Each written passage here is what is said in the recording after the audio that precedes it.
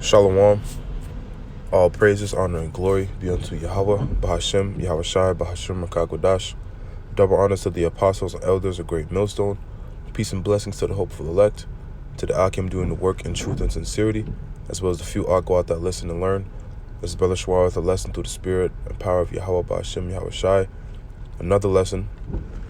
And, this is about basically our rulership that's coming, man. The rulership that the Israelites have, coming in really in the near future. Because as we can see, Babylon the Great, America, this beast system, the EU and NATO, the people who, rule this world, the elites behind the scenes who control everything, through Babylon the Great, EU and NATO, their strongholds are being taken down, man. The Lord is bringing this place down. They're trying to establish their beast system, as we can see, through the Crown Royale and the Vanessa, and it's going to lead to the Revelation 13 and 16 MOTB, because ultimately that's what they want to do, the charagma. They want to put the charagma in everybody. But none of these things are going to prevail, man. And once this place is destroyed, which we're going to have to be tried, we're going to have to go through some hard times, some trials, but the Lord is going to get his elect through, man. His servants are going to eat, in the times in the days of trouble, man. It tells us that in Isaiah. He tells us that in Isaiah. So after these hard times, man, after the Jacob's trouble and the trials that we go through, we're going to be rewarded with an amazing rulership, man. Lord's will we be a part of the elect. So the Lord is going to do it by, he's going to destroy this place, man, by way of fire. And the only Israelites that's going to be delivered on, the first go around, because Israel is going to have to be brought back. We know all Israel is going to be saved, but 2/3 are going to have to be cut off and die in this time, pursuant to Zechariah 13 and 8. And the elect, that 1/3, the remnant, which the 144,000 is a part of the elect, part of the 1/3, I should say. Those are the ones who's going to make it on this first go around and be delivered in those chariots. Some will die, as a witness to Yahweh Hashem Yahushai, as a monarch, but most of us are Lord's will be those men. Most of us will be delivered, man.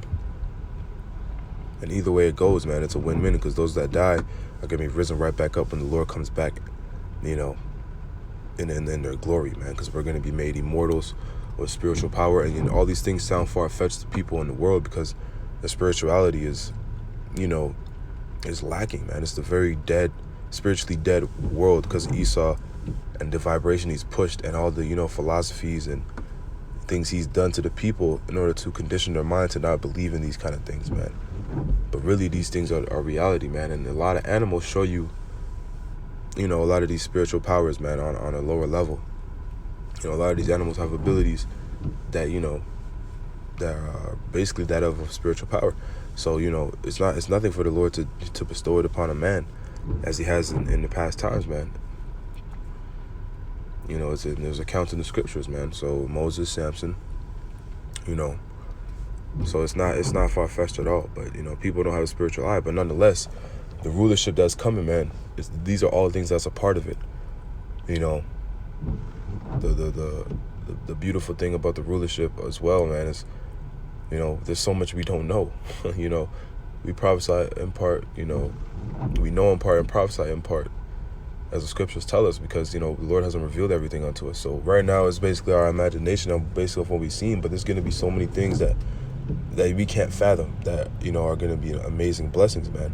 We already know immortality, just this righteous order, man, through and throughout, through our people, through our women, and everybody's going to be rejoicing, because it's going to be a righteous kingdom. That goes for the other nations as well. But let's get into these scriptures, man, and just talk about this rulership that we have coming, man, because the people, hate to hear the Israelites being on top. The other nations, especially Esau, they hate to hear, that the Israelites are going to be on top. But it's written, man, and this is exactly what's coming. And this is why they're trying to fight tooth and nail to keep this kingdom, alive. So this is Jeremiah 31 and 31. Behold, the days come, saith the Lord, that I will make a new covenant with the house of Israel and with the house of Judah, so all 12 tribes. Not according to the covenant that I made with their fathers in the day that I took them by the hand to bring them out of the land of Egypt, which my covenant they broke, right? Hence the situation, that we're in now, man. Although I was an husband unto them, saith the Lord, but this shall be the covenant that I will make with the house of Israel after those days, saith the Lord. Meaning after these end, these latter days of this wicked kingdom, this wicked rulership. I will put my law in their inward parts and write it in their hearts, meaning their minds, and I will be their power, and they shall be my people. So the Lord is going to put the law, statutes, and commandments of the Holy Scriptures into every Israelite. So we're going to be programmed to not even go off. We're going to be programmed to be perfect, to be, like Yahushua and the Heavenly Father. We're going to be, just like them on a little bit of a lower level. So, the Lord is going to make it to where your mental compass is just going to be righteousness, man. That goes for men, women, and children. And you're going to be in your right mind, man. It's not going to be like, something like a mind control type of thing, you could say it is, but ultimately you're going to be in your right mind, and you're going to know, what's right from what's wrong. You're going to understand, wickedness. Well, if we be a part of those men who make it through, the elect is going to understand wickedness. You're going to understand, because you went through it, you lived it. A lot of us aren't going to see death, as the scriptures tell us. So, you're going to understand the wickedness in order to, appreciate and understand why righteousness is vital, because you get a world like this. So you're going to be just in your right mind, man. It's just 100% your right mind. Right? This is Jeremiah 31:34. And they shall teach no more every man his neighbor. Right? So we won't have to, there aren't going to be prophets on the highways and byways prophesying the word, trying to, draw in Gentiles of these other nations, which are Israelite foreigners, not trying to bring in our people from these vain philosophies, and all these idols and stuff. And we're not going to have to wake our people up, man. The people are going to be all righteous in their mind, man. There is going to be programmed in them to be righteous. And every man his brother, saying, Know the Lord, for they shall all know me, for the least of them unto the greatest of them. So, and every Israelite in the kingdom is going to be, a king. Every Israelite in the kingdom is going to have, immense amount of wealth, wives, land, power, and it's going to be, you're going to have everything you want, man, 100-fold, and more. Everything the Lord, all your heart's desires and more, the Lord's going to bless us, man. But there still will be a hierarchy with Yahushua, King David, and the 144,000, which will govern, the world to come. And then, the rest of the Israelites are going to follow. But there is going to be a hierarchy. There will be a difference, in status and stature of the 144,000 and the rest of Israel. Because these, Lord's will would be a part of that number. These are the ones who stood stiffly for the name of the Lord, that went through, these evil times, and made it through this wicked rulership. And, basically we're the first fruits, the first fruits from the foundations of the earth. So it was written from a long time ago that that they were going to be on top with Yahushua. And ultimately that's what you got to be a part of this, part of those first fruits. But there will be a difference, but nonetheless every Israelite will be blessed.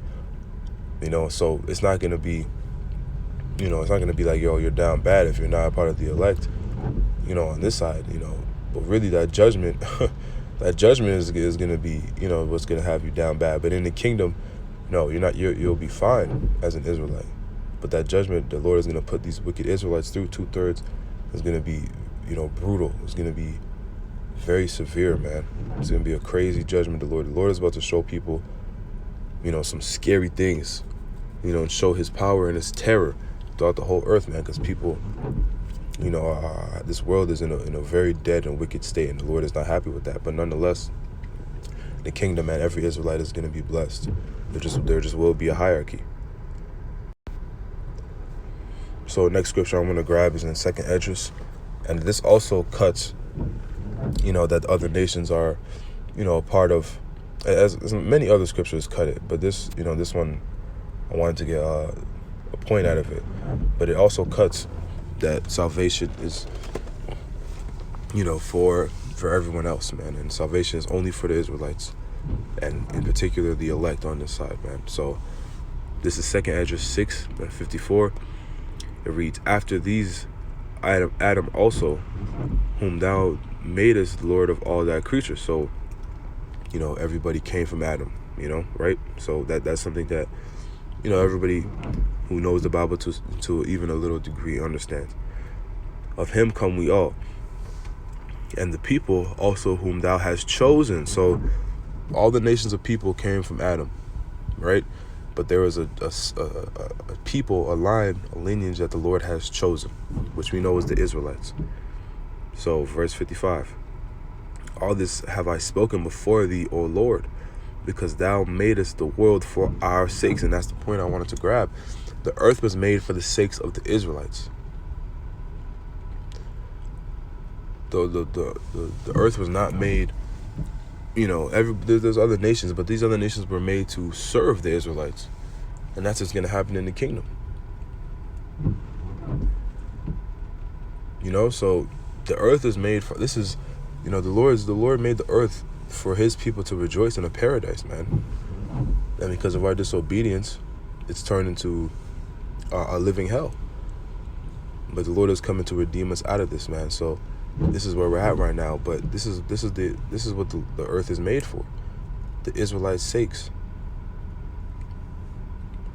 Right, and when I continue, this is what I meant when I said, it cuts that everybody else is involved, because, there's always going to be scoffers that say this and that don't agree, that can't get over the fact that they're not a part of salvation, that they're not an Israelite. Right, so this is verse 56. "As for the other people," so it's obviously, when it was just talking about the earth being made for our sakes, it was talking about the chosen seed. This says, "As for the other people which also came of Adam, thou hast said that they are nothing, but be like unto spittle," which is spit, "and has likened an abundance of them unto a drop that falleth from a vessel." As if you had a bucket of water, so you're walking with a bucket of water, and a drop falls out. You're not going to care about the drop. That's how the Lord thinks of these other nations. He doesn't care about them. It's very plain, man. So verse 57, "And now, O Lord, behold, these heathen, which have ever been reputed as nothing, have begun to be lords over us and to devour us." And that's what's happening now. We're under all these nations, man. They've all had their way with us as a nation. And this is our last captivity, but that's what's happened. That's where we're at right now. But this is coming to an end, man. It's coming to an end, and it's coming very fast. Our rulership is really nigh. Our redemption draws nigh.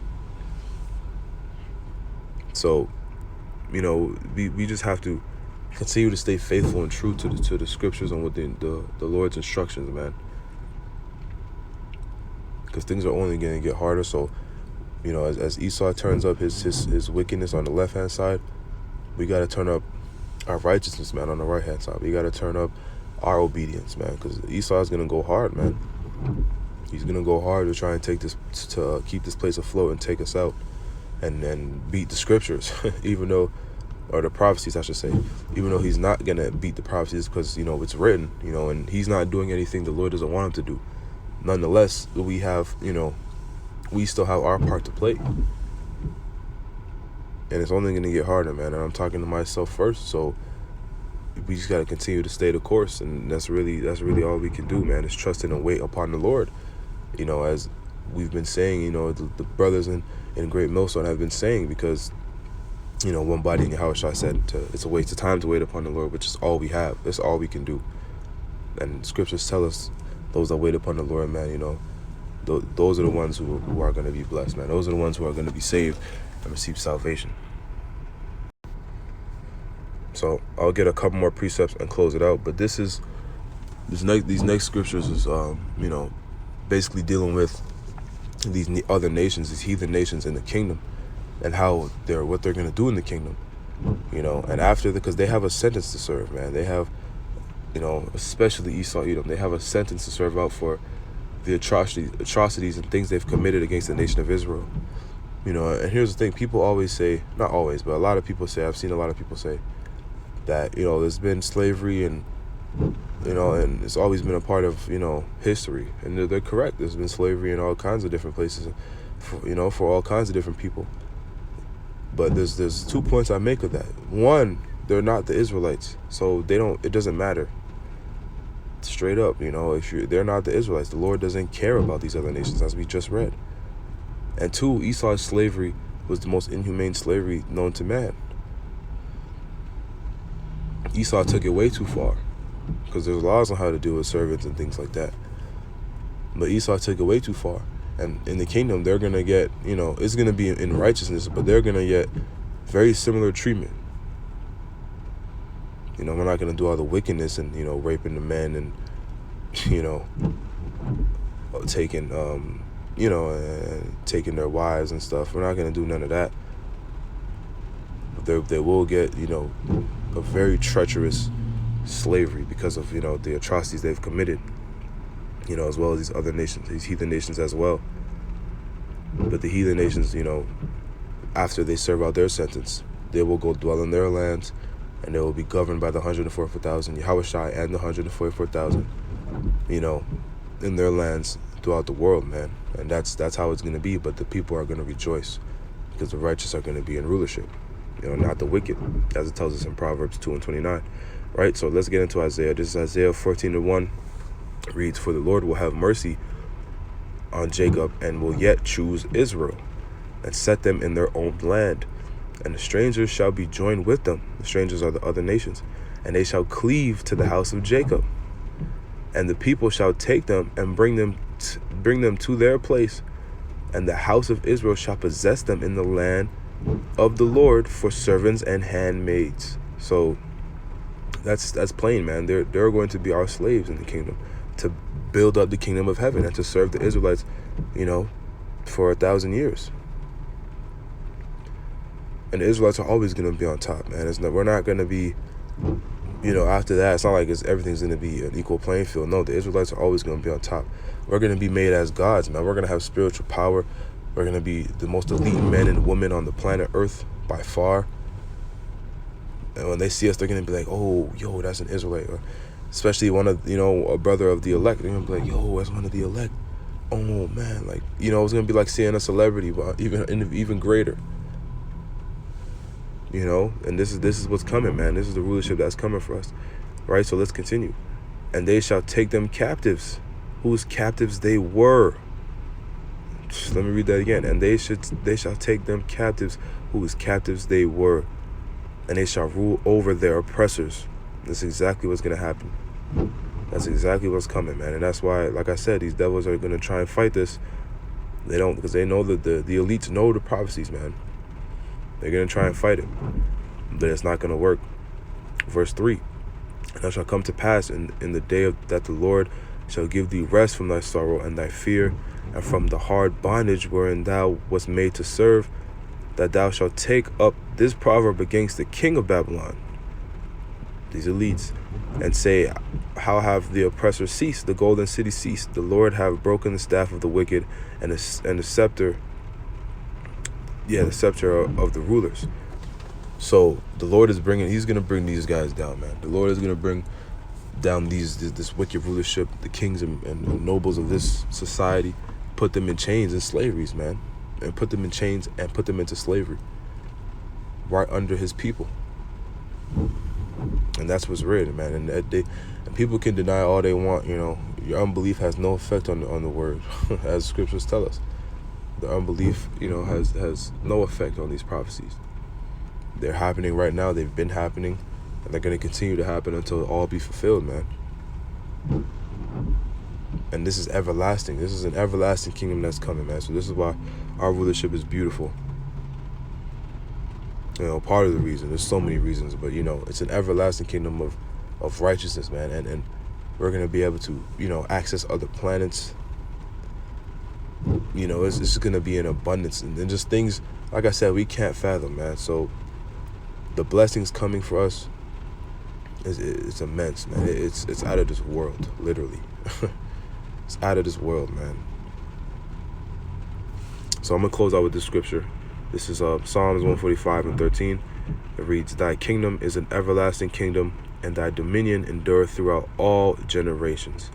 There you go. So our kingdom is going to last for an eternity, man. But it's going to be righteousness. So even these heathen nations are going to rejoice, man. And Esau is not a part of these heathen nations I'm talking about. Because after their slavery, Obadiah 1:18 lets us know that they will be cut off and done away with as a nation.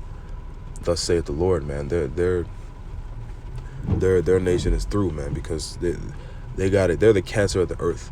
Everywhere they've gone since they've came into power, you know, really since the Renaissance, has been destruction, death, you know, everything, man. The earth is mourning. The people are mourning. This is the worst society ever. The worst state the world has been in ever in the history of the planet. So these devils got to go, man, and rightfully so. And really because of what they did to the Israelites. So, yeah, man. Lord's word, a point was made, but we have a rulership coming. A great rulership of great order. And this is what the Lord is preparing us for. So, you know, all these things we go through, you know, we got to understand this is what the Lord is preparing us for. He's preparing us. He's rising up kings, man. The tabernacle of David, Amos 9:11. He's rising up kings to rule the next world, man. So, you know, this is a beautiful thing. A beautiful thing, man. This is something our people never would think about in the world because, you know, they're in a slave state of mind. You know, but the elect is being risen up, man. So continue to stay the course, man. The Lord's word is edifying. I'm going to give all praises, honor, and glory to Yahweh, Bahashem, Yahweh Shai, Bahashem, Rakakodash, Shalom, and Kwam Yasharala.